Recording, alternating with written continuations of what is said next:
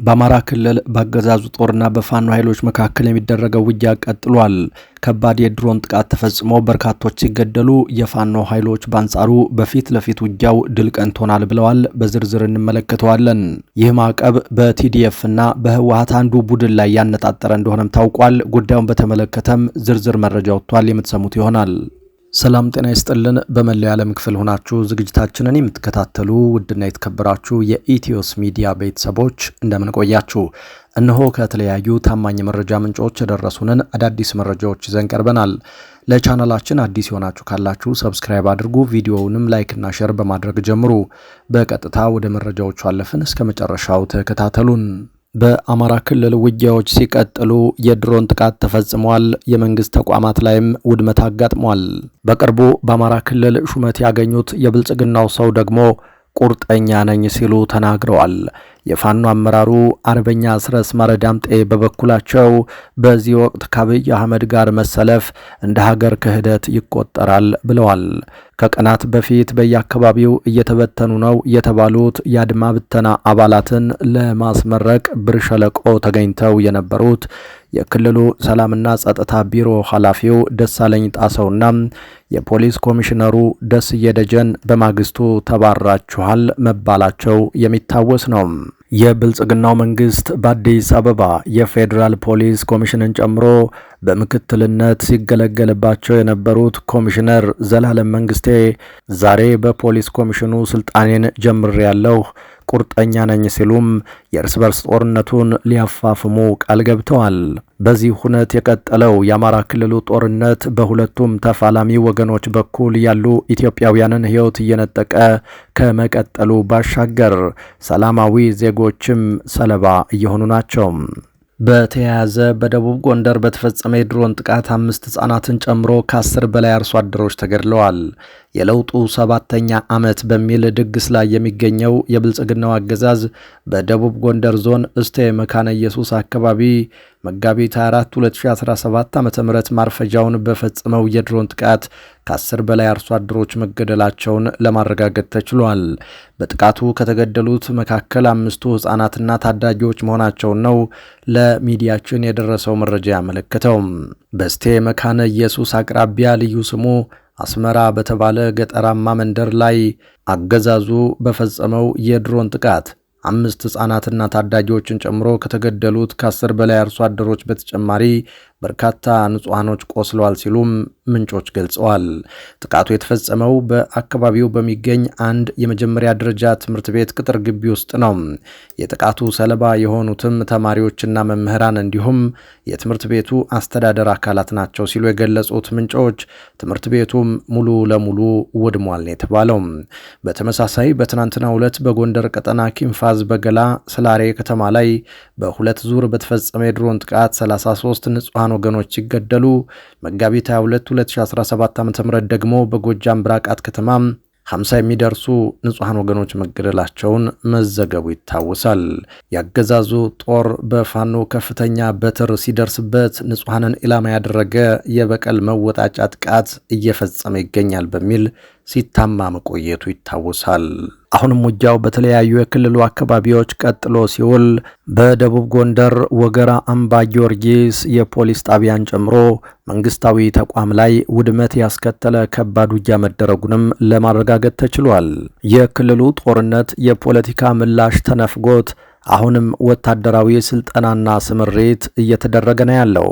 ከሰሞኑ እንኳን በተለያዩ የሀገሪቱ ወታደራዊ ማሰልጠኛዎች ሰራዊት አሰልጥነን አስመረቅን የሚሉ መረጃዎች በስፋት ሲሰራጩ እንደሰነበተ የሚታወቅ ነው።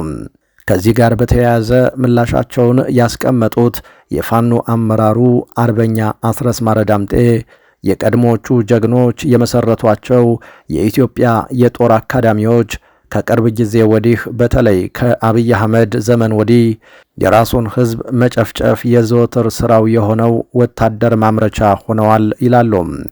ጀነራል ጃጋማ ኬሎን፣ ጀነራል ለገሰ ተፈራን፣ ጀነራል ደምሴ ቡልቱን፣ ጀነራል ፋንታ በላይንና ሌሎች ለሀገር ክብርና ለሕዝብ ፍቅር ዋጋ የሚሰጡ መኮንኖችን ያፈሩት የጦር አካዳሚዎች ዛሬ በጨቅላ ሕፃናት ላይ መንቀሳቀስ በማይችሉ አዛውንቶች ላይ ጭምር ጨክኖ ምላጭ የሚስቡ አካላትን እያፈሩ ነው ሲሉም አስቀምጠዋል። በጠቅላይ ሚኒስትር አብይ አህመድ ዘመን ያልተበረዘ የሀገር ታሪክ፣ ያልተሻረ የሞራል ሕግ፣ ያልተጣሰ የህሊና ተጠየቅ የለም ሲሉ የሚገልጹት አመራሩም በዚህ ወቅት ከአብይ አህመድ ጋር መሰለፍ የለየለት የሀገር ክህደት የሚሆነውም ለዚህ ነው በማለት አስፍረዋል። በሌላ መረጃ ትራምፕ እነ ደብረ ጽዮንና ቲዲኤፍ ላይ አነጣጠሩም። አደገኛ እርምጃ ሊከተል ነው ተብሏል። የፕሬዝደንት ዶናልድ ትራምፕ አስተዳደር በህወሓት አመራሮችና የትግራይ መከላከያ ሰራዊት ወይም ቲዲኤፍ በመባል በሚታወቀው ሰራዊት ላይ ማዕቀብ ለመጣል ጉዳዩን እያጤነው መሆኑ ታውቋል። የመረጃው ምንጭ ዘኢኮኖሚስት መጽሔት ነው።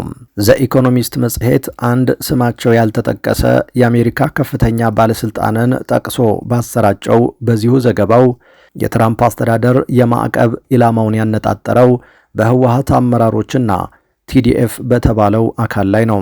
ሁለቱ አካላት በትራምፕ አስተዳደር የክትትል እይታ ውስጥ ገብተዋል። በተለይ ደግሞ ከኤርትራ ጋር ፈጥሯል በሚባለው ግንኙነት የጀርባ ጣጣን ጎትቶ እያመጣ መሆኑን ከዘገባው ይዘት ለመረዳት ተችሏል። እንደሚታወሰው ከሰሞኑ የአሜሪካ የውጭ ጉዳይ ሚኒስትር ማርኮ ሮቢዮ ወደ 4 ኪሎ ስልክ ደውለው ከጠቅላይ ሚኒስትር አብይ አህመድ ጋር የመከሩበት ሁኔታ መኖሩን ስቴት ዲፓርትመንት አስታውቋል። ውይይቱም ሀገራዊና ቀጠናዊ ጉዳዮች ላይ ያተኮረ መሆኑን በአሜሪካ የውጭ ጉዳይ ሚኒስቴር በኩል የተገለጸ መሆኑም የሚታወስ ነው። አሜሪካ በሁለቱ አካላት ላይ ማለትም በህወሓት አመራሮችና ቲዲኤፍ ላይ ማዕቀብ ለመጣል ያሰበችባቸው ምክንያቶች ያሉ መሆኑን በዘ ኢኮኖሚስት ዘገባ ላይ ዘርዘር ብሎ ተቀምጧል። አንደኛውና ዋነኛው እነዚህ ሁለት አካላት በአጠቃላይ የአፍሪካ ቀንድ ቀጠናን ወደ ሌላ ጦርነትና ትርምስ ውስጥ ለመክተት እየተንቀሳቀሱ ነው በሚል ነው።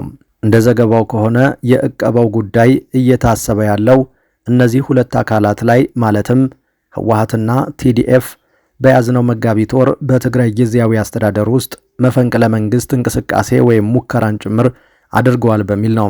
ይህ አይነቱ የእነዚሁ አካላት እንቅስቃሴ በትግራይ ብቻ ሳይሆን በአጠቃላዩ ኢትዮጵያና ኤርትራ መካከል ጨምሮ ውጥረትን ፈጥሯል ሲልም ዘገባው አትቷል። ጠቅላይ ሚኒስትር አብይ አህመድ የባህር ኃይል ቤዝን ይፈልጋሉ፣ ነገር ግን በኢትዮጵያና በኤርትራ መካከል የሚነሳው ጦርነት ካለ ትግራይንም ጭምር ያካትታል ያለው ዘገባው የፓርቲው መሪ ዶክተር ደብረጽዮን ቢክድም በህወሓት ውስጥ ጽንፍ የረገጠ የፖለቲካ አስተሳሰብ የሚያራምደው አካል ከኤርትራ ጋር በማበር የጠቅላይ ሚኒስትር አብይ አህመድ መንግስትን የማስወገድ የጸና ፍላጎት ያለው መሆኑን አሜሪካ ታምናለች ሲልም ዘኢኮኖሚስት በዚሁ መረጃው ላይ ዘርዘር አድርጎ አውጥቶታል። የቀደሙ ታሪኮች እንደሚያመለክቱት አሜሪካ ማዕቀቦችን የምትጥለው በሀገራት ላይ ብቻ ሳይሆን በግለሰቦችና ቡድኖች ላይ ጭምር ነው። በዚህ ረገድ ሐማስ፣ ሄዝቦላህ፣ በጀነራል መሐመድ ዳጋሎ የሚመራው የሱዳን ፈጥኖ ደራሽ ጦር የአሜሪካ ማዕቀብ ሰለባ ከሆኑት ቡድኖች መካከል የሚጠቀሱ ናቸው። ዕቀባውም ቡድኖቹ ምንም አይነት ዓለም አቀፍ የፋይናንስ ፍሰት እንዳይኖራቸው መከላከል፣ መሪዎቻቸው ላይ ጭምር የጉዞ ዕቀባን ማድረግ ያካትታል። ነገሩ ከከፋ ደግሞ እስከ የአሸባሪነት ፍረጃም ድረስ ሊዘልቅ የሚችልበት ጉዳይ አለ።